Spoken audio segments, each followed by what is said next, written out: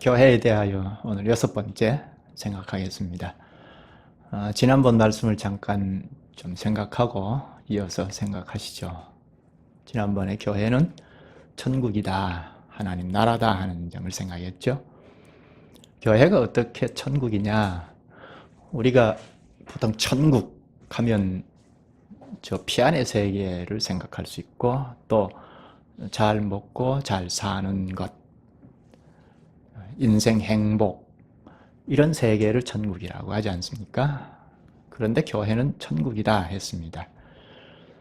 예수님께서 천국 혹은 하나님 나라라는 말을 사용할 때 대부분이 이 땅에 존재하는 천국을 말씀하셨습니다. 특히 예수님께서 사역하실 때 천국이 왔다 하는 것은 이 땅에 천국을 말씀합니다. 그런데 교회가 천국이다, 하나님 나라다 하는데 어째서 교회가 하나님 나라인가? 왜 교회가 하나님 나라이죠? 교회는 하나님께서 불러 모으셔서 하나님이 함께 하시고 임재하셔서 함께 하시죠. 하나님이 다스린다는 다스림의 영역, 통치의 영역을 하나님 나라라고 했죠. 예수 그리스도께서 교회 머리로 여전히 다스리시고 계시니까 그 다스림 휘하에 있으면 교회는 천국이다 하는 것입니다.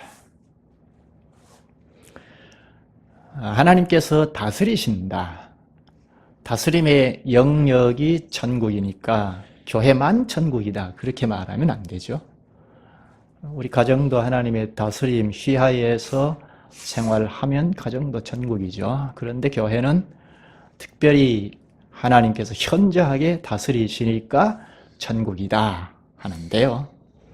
하나님께서 다스리니까 교회는 천국이다. 그런데 무엇으로 다스리느냐 하는 문제가 중요한 문제이죠.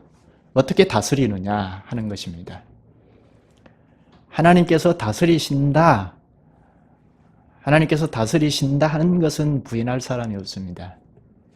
그런데 어떻게 다스리느냐 하는 문제에서 나뉘어집니다. 하나님께서 다스리신다. 성령 하나님이시죠. 성령 하나님께서 다스리신다. 교회는 성령께서 주장하신다. 이것을 부인할 사람은 별로 없습니다. 그런데 성령께서 어떻게 다스리느냐 하는 데서 나뉘어집니다. 어떻게 다스리죠? 그리스도께서 혹은 하나님께서, 하나님과 그리스도가 붙어 있으니까 하나님께서 그리스도 안에서 우리를, 교회인 우리를 다스리시는데 어떻게 다스리죠? 성령 하나님께서 다스리신다. 맞죠? 거기서 그쳐버리면 신비주의자로 기울어집니다. 내 마음대로 하죠. 하나님께서 나를 다스리니까 내가 다스림 받아서 산다 하면 그걸로 끝이면 내 마음대로 살죠. 내 마음에 내키는 대로 하나님 인도를 이렇게 하신다 해서 살죠. 여기에서 나뉘어집니다. 성령께서 혹은 그리스도께서 우리를 다스리시는 방편, 도구가 무엇이죠? 말씀이죠. 그래서 예수님께서 내 교회를 세우리라 하시고 이 교회에 천국 열쇠를 주겠다고 하시지 않습니까? 이 천국 열쇠가 설교라고 했죠. 복음의 설교라고 했습니다.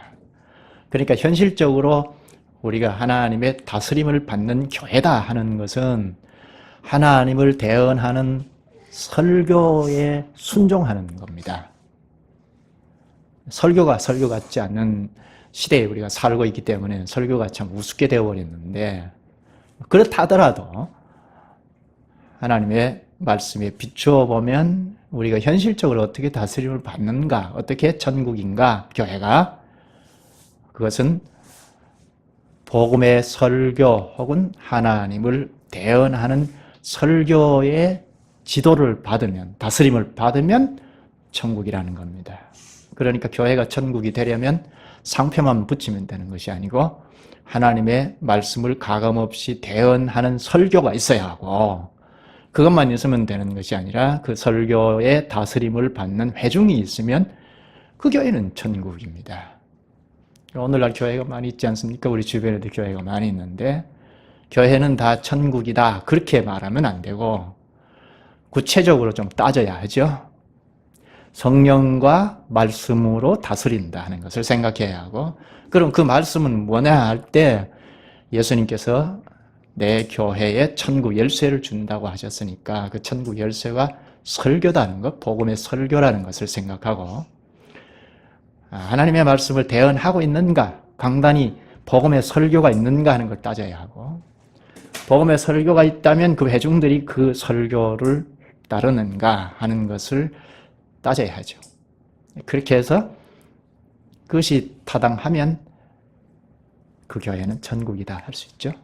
여러 가지 결함이 있을 수 있지만 첫째로 우리가 생각해야 할 것은 강단이 건강하게 하나님의 말씀을 가감없이 전달하고 있는가 하는 문제, 그리고 그 말씀대로 순종하고 있는가 하는 문제. 그러면 그 회중은 천국입니다. 하나님 나라입니다. 그리고 오늘은 교회가 천국이다 하는 것만 있는 것이 아니고 하나님의 가족이다 하는 것도 있습니다. 오늘 생각할 말씀입니다. 교회는 하나님의 가족이다. 교회에 대하여 성경에 보면 한두 마디로 이렇게 이것이다 하고 제시하지 않습니다.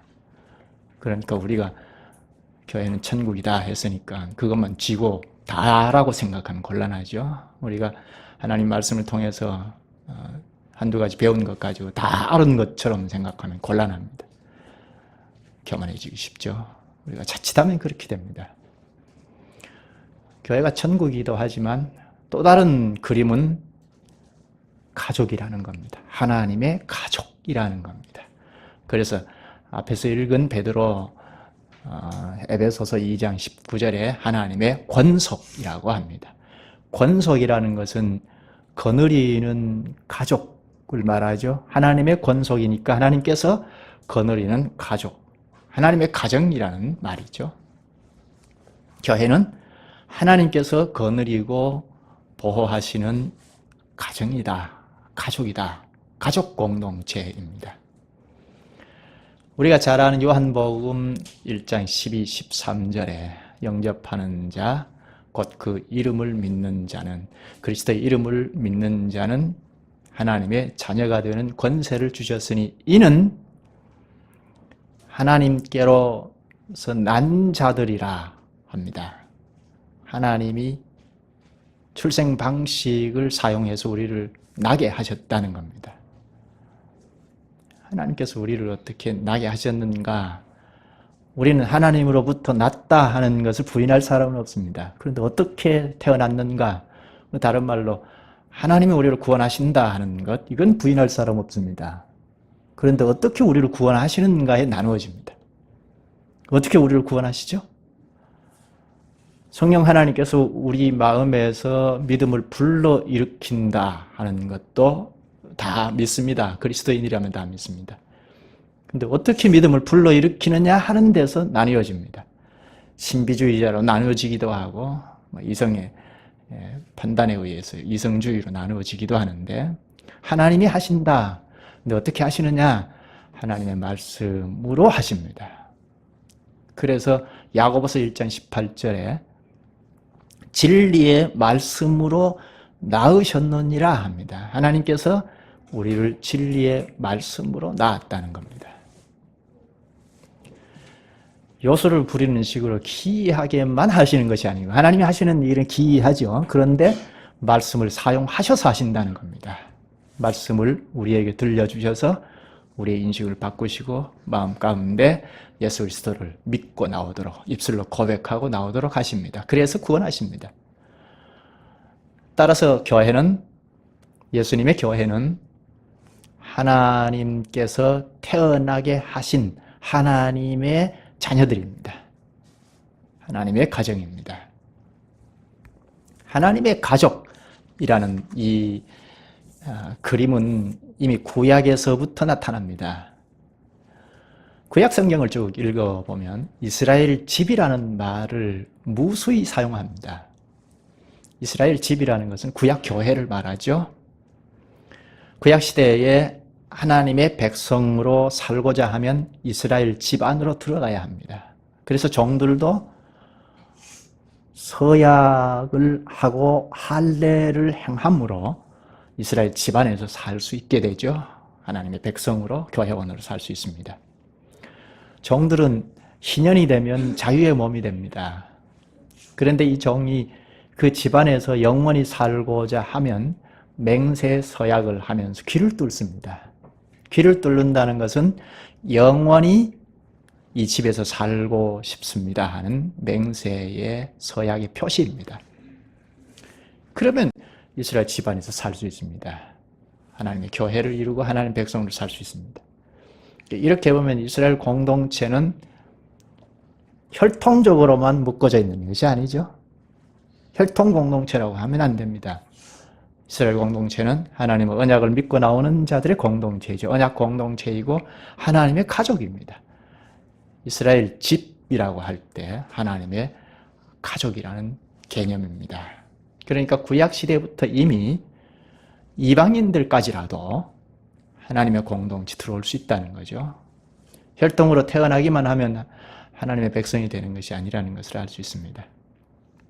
우리가 잘 아는 룻기서에 보면 룻도 그랬죠. 모압 여인입니다.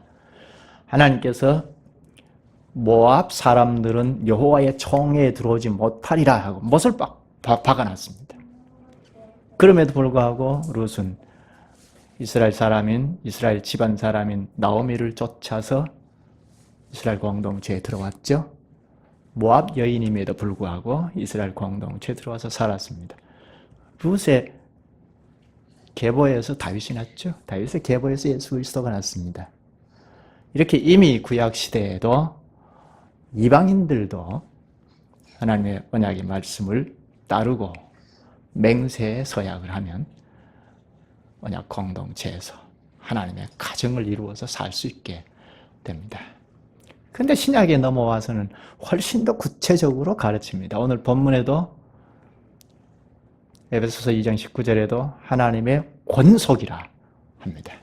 직접적으로 표현을 하죠. 하나님께서 거느리는 가족 공동체라 하고 직접적으로 표현합니다. 하나님께서 거느리는 가족이니까 교회의 아버지는 누굽니까? 이 가족의 아버지는 하나님이죠. 하나님께서 우리의 아버지이십니다.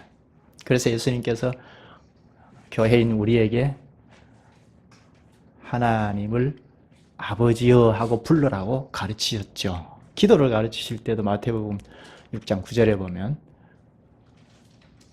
하나님께 아버지여 하고 기도하라고 가르쳤죠.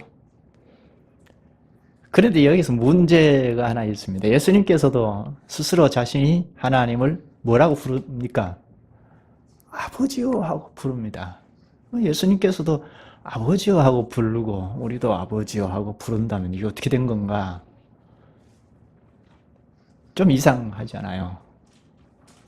우리는 본래 하나님을 아버지라고 부를 수 없습니다. 감히 어떻게 하나님 앞에 나가서 아버지라고 부를 수 있습니까? 도무지 하나님을 아버지로 부를 수 없습니다.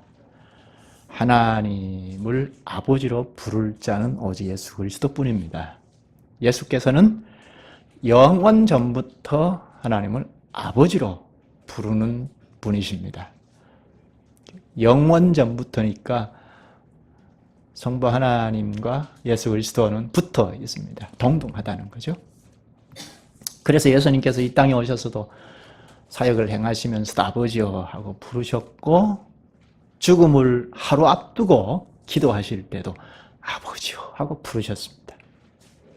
아버지요 할 수만 있으면 이 잔을 내게서 거두어 주옵소서. 그러나 나의 원대로 마옵시고 아버지의 원대로 하옵소서. 여기 잔은 죽음이죠. 죽음까지도 내 뜻대로 마옵시고 아버지의 뜻대로 하옵소서 합니다. 이게 우리가 배울 점인 뒤에 좀 생각하기로 하고 예수님께서는 하나님을 아버지요 하고 부르셨습니다. 본래 예수님 당시에 유대 사람들은 하나님을 이름을 거론하지 않았습니다. 그런데 예수님께서 하나님의 이름을 거론할 뿐만 아니라 아버지요, 여기에 아빠라는 칭호까지 써서 불렀다는 것은 이건 혁명입니다. 획기적인 일이고 혁명입니다.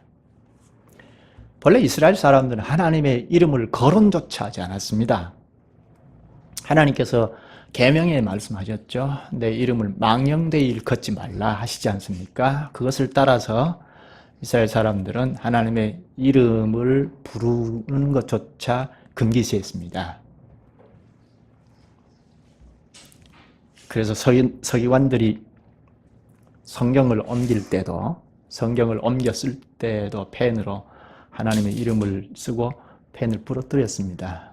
2번 하나님의 이름을 쓰지 않겠다는 건데 그만큼 하나님의 이름에 대해서는 아주 신중했습니다.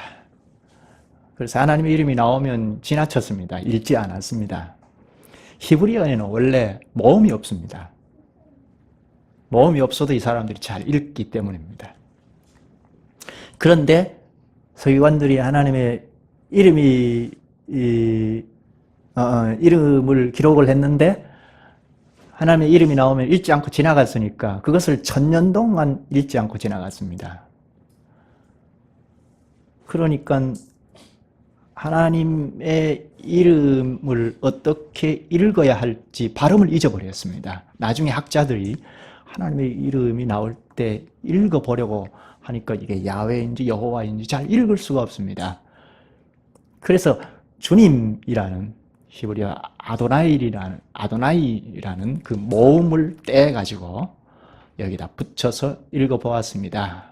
그러니까 야훼라는 발음이 나왔는데 우리말로 순화해서 여호와로 부르게 된 겁니다. 그러니까 본래 야훼인지 여호와인지 정확하지 않습니다. 잘 모릅니다.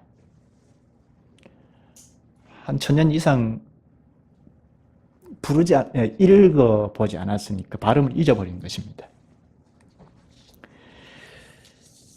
어쨌든 야훼란 여호와라는 뜻은 주님이다 하는 뜻입니다. 본래 뜻은 하나님께서 모세에게 가르쳐 주신 것입니다. 뭐라고 가르쳤죠? 나는 스스로 있는 자니라 하고 가르쳐 주셨죠. 나는 영원히 스스로 있다 하는 뜻입니다. 이것을 모세는 듣고 나의 영원한 주다 하고 고백하면서 나는 주님의 종입니다 했습니다. 이와 같이 좀 빗나갔는데요. 이와 같이 당신은 하나님의 이름을 거론조차 하지 않을 정도였습니다. 그래서 하나님의 이름을 발음을 그냥 잊어버릴 정도였습니다.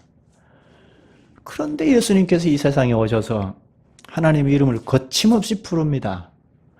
부르는 정도가 아니라 애칭인 아버지, 아빠라고까지 합니다. 이건 파격이죠. 혁명입니다.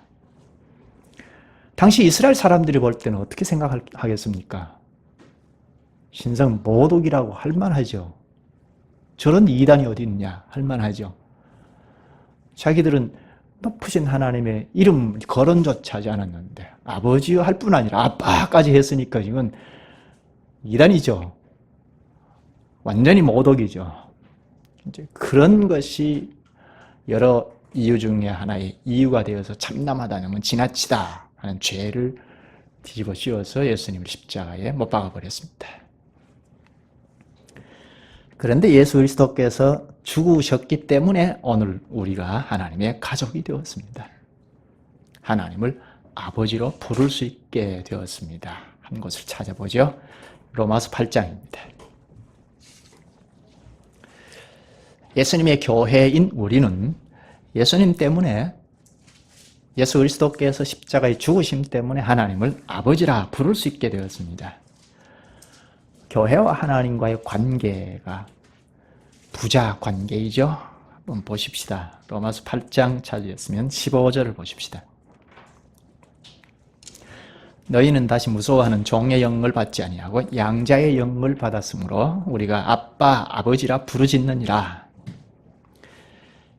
양자의 영을 받았으므로 우리가 아빠, 아버지라 부르짖느니라. 예수님 때문이죠.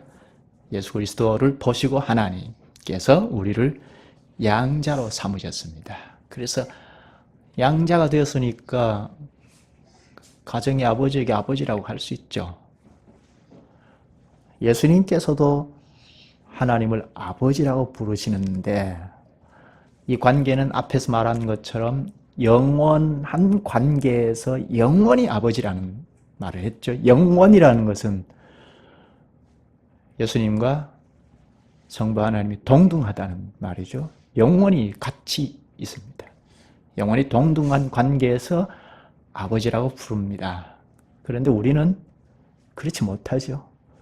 영원히 아버지라고 부르는 예수님 때문에 예수님과 함께 우리가 하나님을 아버지로 부르게 됩니다. 양자의 영을 받았다는 겁니다.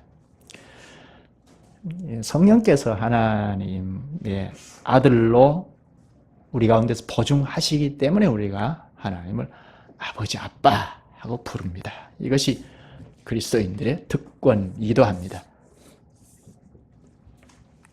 우리가 그리스도 안에서 영원한 세계에 계시는 하나님을 이 땅에 있는 죄인은 우리가 아버지로 모시고 사는 영광을 얻었습니다. 그래서 아버지가 영광이면 우리도 영광입니다. 우리는 종처럼 주인 앞에 가는 것이 아니죠. 양자로 아들이 되어서 당당하게 하나님 앞에 나아갑니다. 이게 교회인 우리의 특권입니다. 매일같이 하나님의 진노만 쌓아가던 우리였는데, 그런데 그리스도와 연합함으로 그리스도 안에서 하나님 앞에 자식으로 당당히 나아가서 아버지요 하고 부릅니다. 아버지를 기쁘게 할 수 있는 자식이 되었습니다. 어떻게 아버지를 기쁘게 할 수 있습니까? 육신의 아버지를 기쁘게 하는 것과 다르죠. 하나님의 아버지를 어떻게 우리가 기쁘게 할 수 있습니까?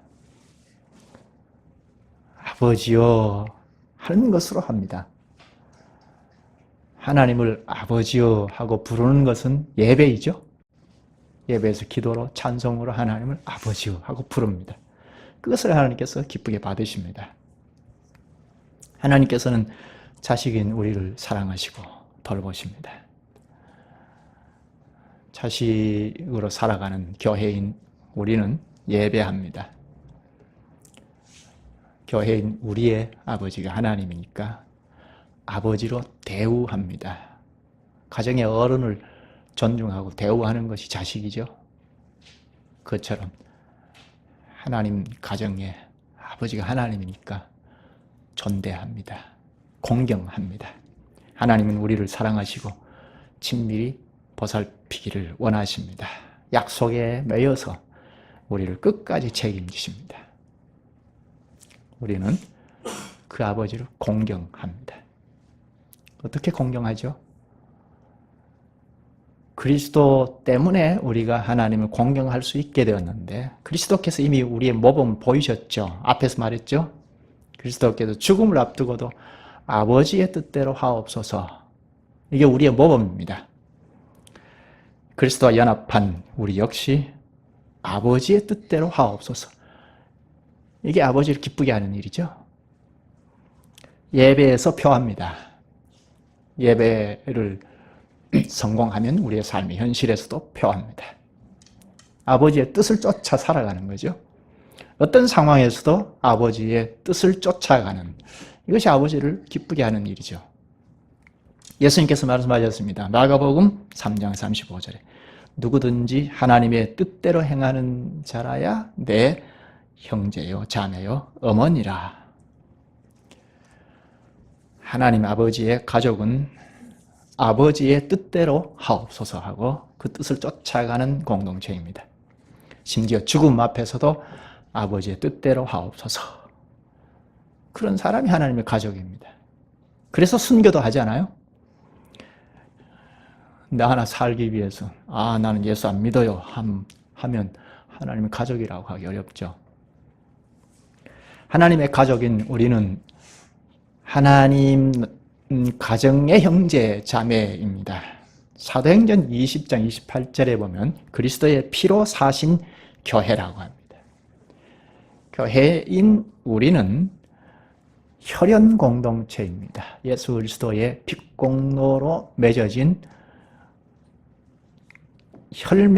혈맹단체입니다. 소위 그렇죠. 혈맹하면 무엇이 생각이 나죠? 혈맹하면 대표로 마피아단들 생각할 수 있죠? 이 사람들은 저 이태리 시칠리아 섬에서 조직을 할 때 어떻게 했죠? 아실 텐데요. 손가락을 쭉 잘라가지고 컵에 피를 받아가지고 나눠 마셨습니다. 피를 나눠 마시면서 우리는 죽어도 같이 죽고 살아도 같이 살자 하고 조직이 된 겁니다. 그래서 이 사람들이 어디에 노출이 되어도 그 조직의 비밀을 노출하지 않죠. 죽어도 노출하지 않습니다. 혈맹이 이렇게 무섭습니다. 그런데 교회는 그렇게 조잡한 혈맹이 아니고 그리스도의 핏공로로 맺어진 혈연 공동체입니다. 학연도 아니고 코드가 맞아서 지연도 아니고 인연도 아닙니다. 그리스도에게 연합하여 그 핏공로로 맺어진 혈연 공동체입니다. 이런 신비한 연합을 알지 못하면 이 교회를 아주 우습게 생각합니다. 오늘 본문에서 2장 더 나가서 좀 보십시다. 에베소서 4장을 보십시다. 혈맹관계인 우리가 무엇을 해야 하느냐 그런 점을 좀 볼 수 있습니다. 4장, 에베소서 4장 1절부터 보겠습니다. 그러므로 주 안에서 갇힌 내가 너희를 권하노니 너희가 부르심을 받은 일에 합당하게 행하여. 지금 바울이 감옥에 갇혀서 우리에게 권면을 합니다. 부르심에 합당하게 행하라 하죠. 부르심에 합당하게 행하라. 그게 뭐냐? 2절 모든 겸손과 온유로 하고 오래 참음으로 사랑 가운데서 서로 용납하고 3절 평안에 매는 줄로 성령이 하나 되게 하신 것을 힘써 지키라. 하나님의 가족을 힘써 지키라 하죠. 성령이 하나 되게 하신 것이 오늘 주제로 말하면 하나님의 가족인데 하나님의 가족을 힘써 지키라 합니다. 이게 신자의 가장 기본이죠. 신자의 가장 기본은 성령이 하나 되게 하신 것을 힘써 지키는 겁니다. 자꾸 파헤치고 분열하는 것은 신자라 하기 어렵습니다. 우리 구약교회를 살짝 보았지만 공동체를 해치고 하잖아요. 하나가 되지 못하고. 하나님의 가족의 독특한 점인데요. 하나님의 가족의 독특한 점은 아버지이신 하나님의 말씀을 순종하는 건데 여기서 가르치는 것은 하나 되는 거라 하죠. 제가 그저께 아주 친밀한 목사님과 통화를 하는 중에 교회를 사임했다는 이야기를 들었습니다. 교회가 잘 서오다가 2015년부터 딱 나뉘어져서 양패로 나누어진 것을 보고 우리나라 교회는 뭐 세계 교회가 비슷할 텐데 목사 때문에 양쪽으로 나뉘어지는 경우가 허다히 많이 있습니다. 그래서 갈 때까지 가면 딱 나누어지죠. 어떤 진리 문제 때문에 나누어지는 것은 어쩔 수 없는 건데 그렇지 않고 단지 어떤 뭐라 그럴까요? 마음 문제 때문에 양편으로 딱 나누어지면 그건 서글픈 일이죠. 불행이죠. 양쪽 다 불행입니다. 이 사실을 간파하고 목사님이 함께 평안을 유지하면서 가려고 노력하고 애쓰다가 결국은 여기서 내가 물러나지 않으면 진짜 나누어지겠다는 생각이 들어서 사임을 했답니다. 이게 목사가 할 일이죠. 참 목사이죠. 우리 주변에서 그런 일을 종종 봅니다. 목사 때문에 나누어지는 경우가 종종 있습니다. 진리 문제가 아닌 경우가 종종 있습니다. 그런데 여기 하나님의 가족의 독특성은 성령이 하나 되게 하신 것을 힘써 지키라 합니다. 어떻게 지키느냐? 2절에 말합니다. 모든 겸손과 온유로 하고 오래 참음으로 사랑 가운데서 서로 용납하고 한마디로 사랑하라는 것입니다. 이 그리스도의 은덕으로 하나님의 가족 공동체에 내가 붙여졌다 하는 의식을 늘 하지 않으면 생각이 높아지면 사랑하지 않습니다. 한 장 더 넘어가서 보십시다. 5장을 보십시다. 5장 1절. 그러므로 사랑을 받는 자녀같이 너희는 하나님을 본받는 자가 되고 하나님을 본받아라. 2절. 그리스도께서 너희를 사랑하신 것 같이 너희도 사랑 가운데서 행하라. 그리스도를 우리가 얼마나 사랑하셨으면 목숨을 내던져 버렸지 않습니까? 그는 우리를 위하여 자신을 버리사 향기로운 제물과 희생 제물을 하나님께 드리셨느니라. 우리를 위하여 죽기까지 사랑하신 그 그리스도를, 그 그리스도의 사랑을 본받아 사랑하라는 것입니다. 우선 가족 공동체부터 사랑하는 거죠. 가족은 본능적으로 서로 사랑하지 않습니까? 한 식구인데 사랑 안 하는 게 이상하죠. 남의 식구 아닌 이상. 사랑 안 하는 게 이상하잖아요? 본능적으로 사랑합니다. 식구 하나가 고통을 당하고 있는데 나는 모르는 일이요. 뭐 아내나 남편이나 자식이 고통을 당하고 있는데 네가 알아서 하시오. 이러면 한 가족이 아니죠. 교회는 거기에 비할 바 못되는 하나님의 가족 공동체입니다. 앞에서 좀 읽었는데 다시 좀 보십시다. 본문 요한 1서 3장으로 한번 가보십시다. 하나님의 가족은 독특합니다. 교회는 이 세상에서 볼 수 없는 독특성이 있습니다. 그 독특성은 사랑인데요. 세상에서 볼 수 있는 사랑과는 비교할 수 없습니다. 요한 1서 3장 17절부터 볼까요? 누가 이 세상에 재물을 가지고 형제의 궁핍함을 보고도 도와줄 마음을 닫으면 하나님의 사랑이 어찌 그 속에 거하겠느냐. 18절. 자녀들아 우리가 말과 혀로만 사랑하지 말고 행함과 진실함으로 하자. 19절. 이로써 우리가 진리에 속한 줄을 알고 또 우리 마음을 주 앞에서 굳세게 하리니. 진리에 속한 줄을 무엇으로 안다고 하죠? 사랑하는 것으로. 진리에 속했느냐 아니냐, 사랑하는 것으로, 책임을 다하는 것으로 알 수 있다는 겁니다. 생명을 가진 사람은 생명을 가진 사람의 가치를 압니다. 그래서 사랑합니다. 우리가 그리스도 안에서 새 생명을 가졌다면 새 생명을 가진 사람의 가치를 압니다. 그래서 그 사람을 존중하고 사랑합니다. 나에게 있는 모든 것이라도 다 주고 싶은 마음이 생깁니다. 그게 교회이죠. 좀 더 내려가서 3장 23절 보십시다.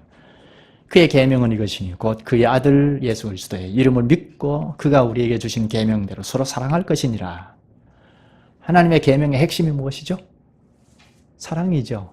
위로 하나님을 혼신의 힘을 다하여 사랑하고 옆으로 형제를 내 몸처럼 사랑하라 하는 것입니다. 24절 그의 계명을 지키는 자는 주 안에 거하고 주는 그의 안에 거하시나니 우리에게 주신 성령으로 말미암아 그가 우리 안에 거하시는 줄을 우리가 아느니라. 사랑의 계명을 지키는 사람은 그리스도 안에 거하시는 하나님 안에 거한다는 겁니다. 그리스도와 하나님 붙어 있으니까 그리스도 안에 거하는 그 증명은 사랑의 계명을 지키는 것으로 한다는 겁니다. 좀 더 앞으로 가서 보십시다. 3장 앞으로 가서 15절부터 보십시다. 그 형제를 미워하는 자마다 살인하는 자니 살인하는 자마다 영생이 그 속에 거하지 아니하는 것을 너희가 아는 바라. 뭐죠? 형제를 미워하는 자는 살인하는 자고 살인하는 자는 영생이 없다 하죠. 구원이 없다는 말입니다. 좀 심하게 말하면 그렇죠. 형제를 미워하여 교회를 못 이루면 구원 없다. 그렇게 말할 수 있죠. 그 다음 16절. 그가 우리를 위하여 목숨을 버리셨으니 그리스도께서 우리를 위하여 목숨을 버리셨으니 우리가 이로써 사랑을 알고 우리도 형제들을 위하여 목숨을 버리는 것이 마땅하니라. 굉장히 심하게 이야기하죠. 하나님 가족 공동체에서는 형제를 위하여 목숨을 버리기까지 한다고 합니다.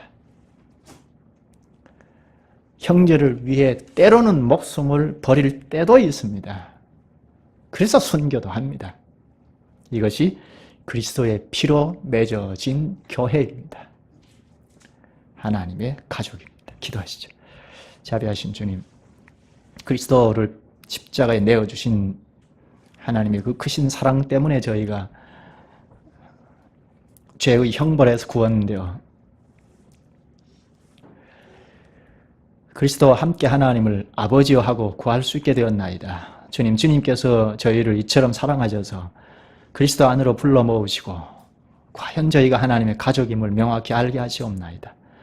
저희가 생명을 가졌다면 지체들을 사랑하는 사실을 여실히 드러낼 것이 없나이다. 지체를 사랑하는 것으로 생명이 있음을 증명하게 하여 주옵소서. 예수님 이름으로 기도하옵나이다. 아멘.